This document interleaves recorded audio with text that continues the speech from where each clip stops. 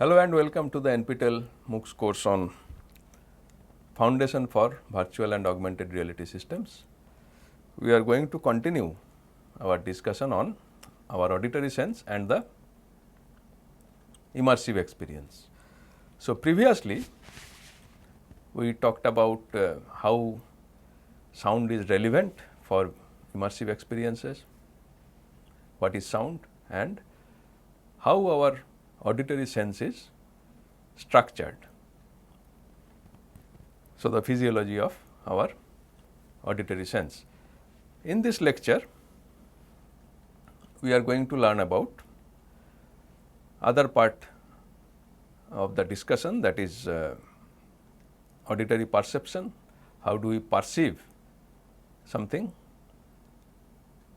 and how it helps, how this knowledge helps to create immersive experience in extended reality systems. So, let us first talk about sound perception. How do we perceive sound? The first thing to know here is that we perceive sound at three levels. So, it is not that sound is just one level understanding of sound. So, we perceive it at three levels: social level, warning level and primitive level. So, these three levels of sound perception gives us overall idea of our surrounding: social level, warning level and primitive level. Let us talk about social level. Now, perception that helps social interaction of individuals. So, when we perceive sound at a social level, essentially that perception helps us carry out social interaction with other individuals. Then the second level is the warning level. So, this kind of sound perception provides us with alert or warning about something. So, it may be some event or something others, something else. So, that is the second level of sound perception. Thirdly, we have primitive level. This is generally what we intuitively understand when we talk about perception of sound, that is perception of naive sounds like background noises that we tend to ignore mostly. So, when we are perceiving a sound, we perceive sound at social level, at warning level as well as at primitive level, although the primitive level understanding may not lead to any meaningful action on the part of the individual. We may ignore it.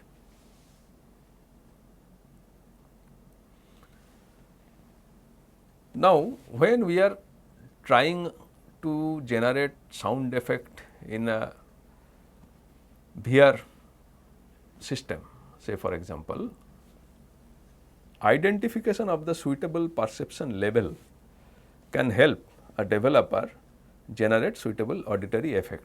So, if for a particular system social level perception is required, then we should pay our attention to generate that type of stimuli rather than stimuli that typically leads to primitive level perception.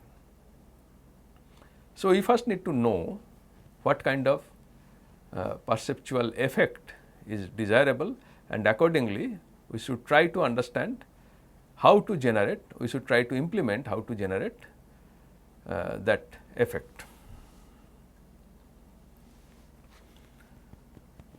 A related concept here is perception of loudness of sound. So, loudness perception. Now, this understanding requires us to be aware of two related domains. One is psychophysics, other one is psychoacoustics. So, psychophysics is the scientific study of perceptual phenomena that are produced by physical stimuli. That is a broader definition. Psychoacoustics is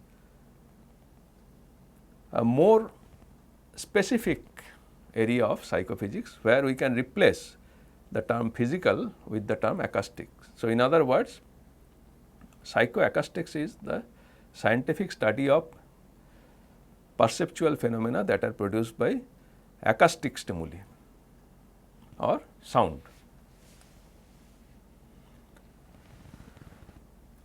Now, there is one famous law called Stevens' power law, which is one of the most well known results from psychophysics. What it tells? It characterizes the relationship between magnitude of physical stimulus and its perceived magnitude. So, actual magnitude of the physical stimulus, assuming that to be a wave, and its perceived magnitude, how these two are related. So, the relationship is represented in this form P equal to C m to the power x, where m is the magnitude or intensity of the stimulus original, P is the perceived magnitude, x relates actual magnitude to the perceived magnitude, and C is the constant that depends on units. So, this is called Stevens' power law, to relate our perception to reality, to relate our perceived stimuli to actual stimuli. There is another important concept we should be aware of, that is called just noticeable difference, or JND. This is another well known result from psychophysics, which says that the amount that the stimulus needs to be changed so that subjects would perceive it to have changed in at least 50% of trials. So, it refers to kind of experimentation where with some physical stimuli, where the just noticeable difference indicates the amount of change in the stimuli which the subjects can perceive in at least 50% of the trials. Now, there is another law to capture JND, or just noticeable difference, that is called the Weber's law, which is represented as delta m by m equal to C. Here m is the magnitude or intensity of the stimulus, delta m is the just noticeable difference, that is the change in magnitude which is noticeable, and C is a constant. So, in other words, we can determine delta m as m into C. So, m multiplied by the constant. Now, both of these laws, Weber's law and Stevens' power law, these are from psychophysics. However, as we have already seen, they are equally applicable to psychoacoustics or our auditory perception. So, if we replace physical stimuli with acoustic stimuli, then the laws will hold even if the nature of stimuli has changed. So, they are equally applicable to our auditory perception. For example, the exponent for perceived loudness of a 3000 Hz pure tone is x equal to 0.67, that is the Stevens power law.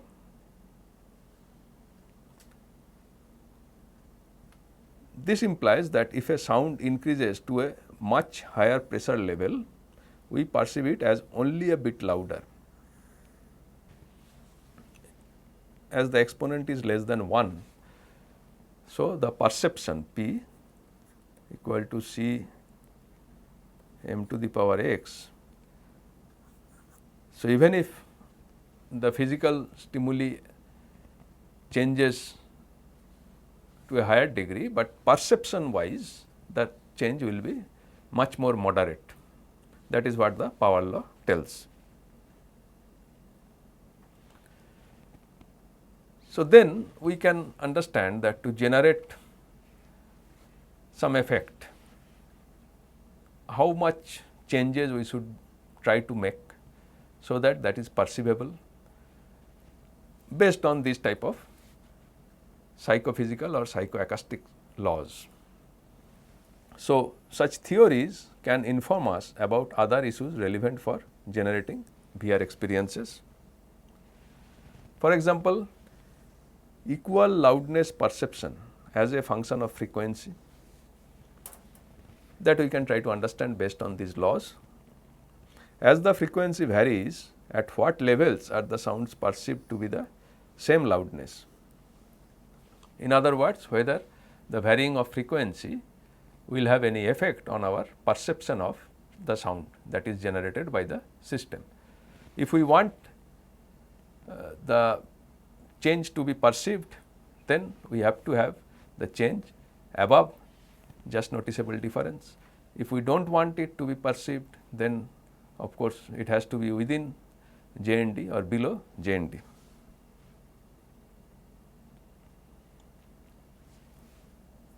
That is about loudness perception and the corresponding psychoacoustics or psychophysical theories.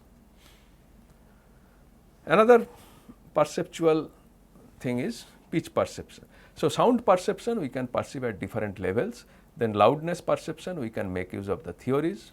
Similarly, for pitch perception, when considering perception, the frequency of a sound wave is referred to as pitch, and for frequencies less than 1000 hertz, humans can detect a change of frequency less than 1 hertz.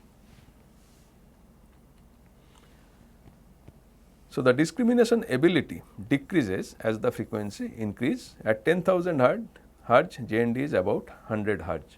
So, the lesser the sound frequency, the higher the chances that we will be able to differentiate between two frequencies with a much lesser JND. The higher the frequency, the chances are lesser that we will be able to differentiate between two frequencies with a lower JND. So, there the JND itself will increase. So, in terms of percentages, this means that pitch perception is better than a 0.1% difference at low frequencies. So, at low frequencies, even if the frequency difference between two sound waves are less than a very significant amount, say even 0.1%, then we will be able to notice the differences. However, if the frequency increases, then it will be difficult with such a small difference. In that case, we require higher difference in frequencies to be able to differentiate two sound waves. So, at least 1% higher. That is about pitch perception.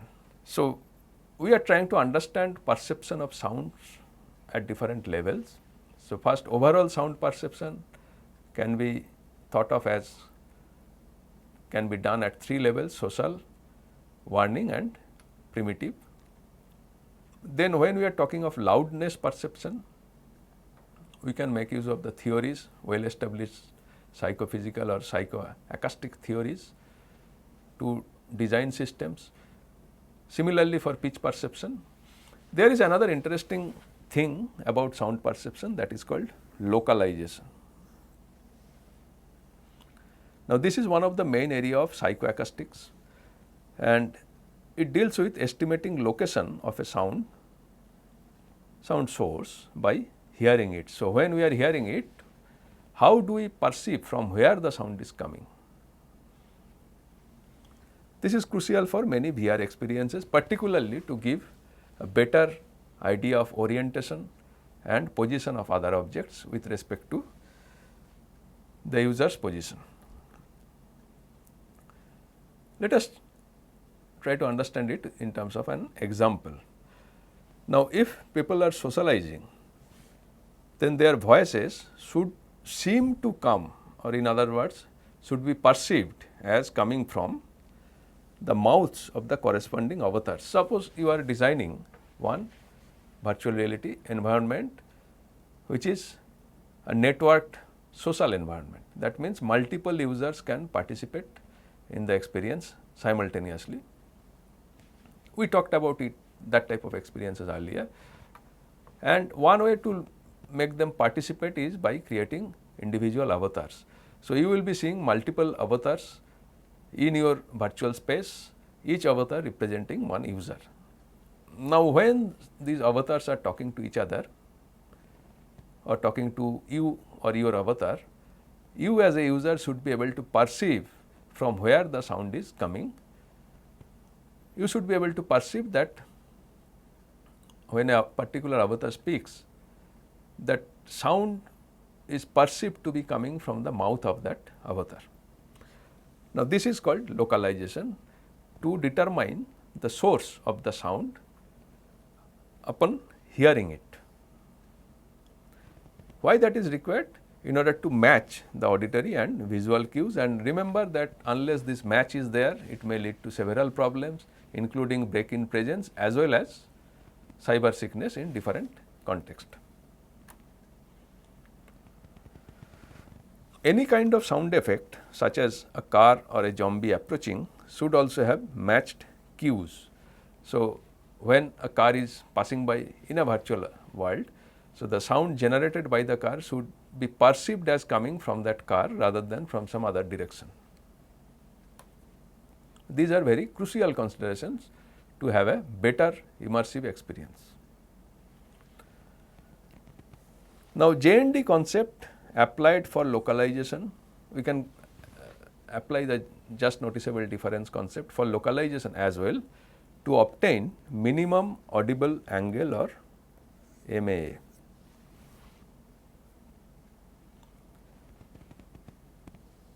So, this is defined as the minimum angular variation that can be detected by a human listener. And this can be visualized or represented in a spherical coordinate system with the listener's head as origin. So, there can be three different parameters here. One is the azimuth, as you can see in this accompanying figure. This is the angle in the horizontal plane between the forward direction and the source of the sound. So, this is the sound source, this is the forward direction, and this is the azimuth, the angle between the forward direction and the source of the sound, that is the vector projected on the horizontal plane. The angle found by the vector source direction vector projection on the horizontal plane and the forward direction vector. Since our perceptual range is 180 to minus 180 to 180 degrees, this range. So, this azimuth angle can be between minus 180 degree and 180 degree. Then we have elevation. So, one is azimuth, other one is elevation, that is the angle corresponding to the deviation of source from the horizontal plane. This is elevation, the actual source direction and the horizontal plane, the angle between these two. It can vary between minus 90 degree to 90 degree. And the third parameter is the radius or distance from the origin to source. Origin of the reference frame, that is the human head, the listener's head, and the source, that is called the radius. So, with this type of representation of the entire perceptual setup, we can compute the various things related to localization, including MMA. Now, MMA depends on both the frequency and direction of source.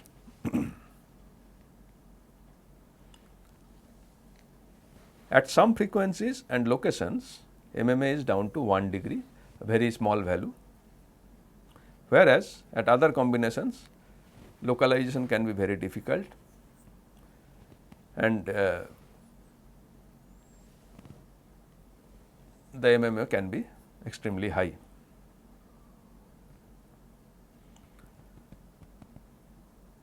Now, we can, for localization, we can rely on localization cues.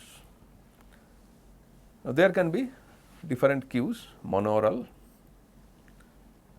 involvement of a single ear to perform localization, and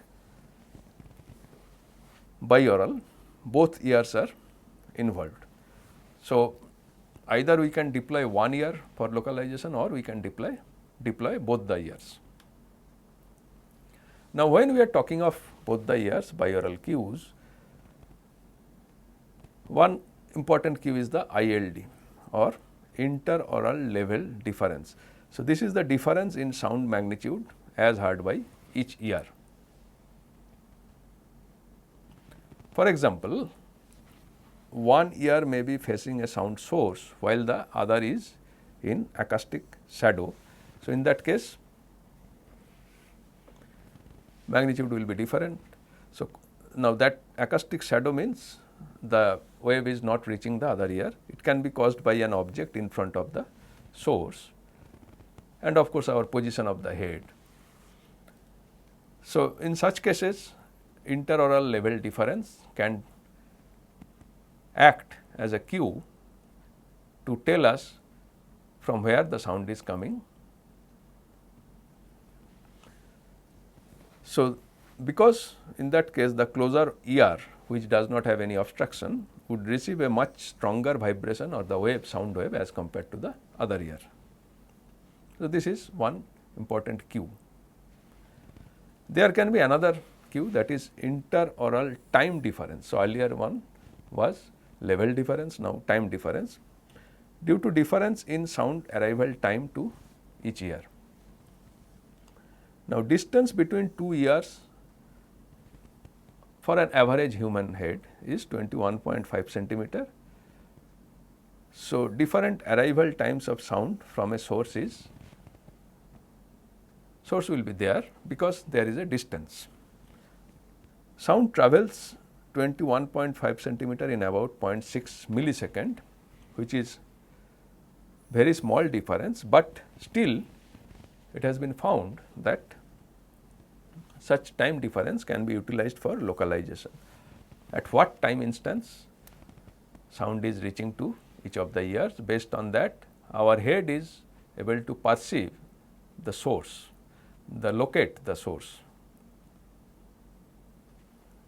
So, these are some of the important considerations when we are trying to perceive sound, the sound perception levels, loudness perception, pitch perception and localization. These four are broadly what are relevant for sound perception when we are dealing with immersive experience.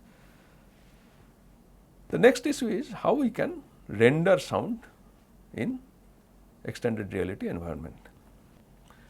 Now, the auditory component of our XR system should be ideally non-stationary, that is moving with the user, and interactive, that means dependent on the listener's actions.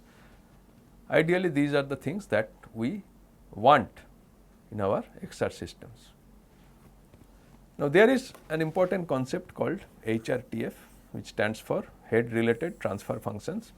It models how we receive sound from a location in space. That model is relevant when we are trying to deal with sound in any system, including XR systems. Now, pair of HRTF for both ears can be used to synthesize biaural sound, and it depends on size and shape of head, ears and ear canal. Now, the catch is every person has unique HRTF. So, when we are building a system, it is impractical to determine HRTF for individual users. Instead, what we can do is we can develop HRTF for average listener, and that is the approach used, and based on the HRTF, sound effects are generated or received, or the sound receivers are placed accordingly, so that localization effect can be implemented along with other perceptions, of course, which are part of the sound system that is part of any XR system. So, in summary, what we can say is that in this lecture we have covered broadly concepts related to sound and its role in immersive experience. So, we have learned about or talked about importance of sound in XR.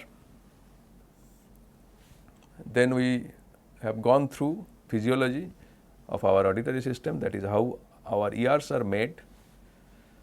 Then we talked about how we perceive sound. There we learned about different levels of perception: social level, individual level, social level, warning level, primitive level. Also we talked about loudness perception, we talked about pitch perception, and we talked about localization, determining the source of the sound, which is a kind of perception. Then we briefly talked about how to include sound, what are the ideal things that we expect, and ideally we expect localization to be implemented. For that we need to implement HRTF, head related transfer functions. Generally that is done for average human user rather than individual users, although there is individual variation in HRTF. So, this how to render to get best experience also we have talked about. Note that although we talked about only HRTF, but when we are having a sound system embedded both as input or output, particularly output, the generation of sound must take into account the level, whether social, warning or individual, or combination of them, loudness perception, pitch perception and localization all together, and generally that is done. So, we have covered visual senses, we have covered sound sense that we can deploy for better immersive experiences. Few more senses are left, that is taste, smell, proprioception and so on. Now, we are going to talk about those, also touch, we are going to talk about those in the next lecture, that is understanding other sensory systems and their role in XR experience. Most of the material I have covered in this lecture are taken from this reference. If you are interested, you can go through it and learn in more details about the topics that I have covered, particularly chapter 11. I hope you are able to follow the lecture, follow the topics and could understand the topics, the discussion. Looking forward to meet you in the next lecture. Till then, goodbye, thank you and happy learning.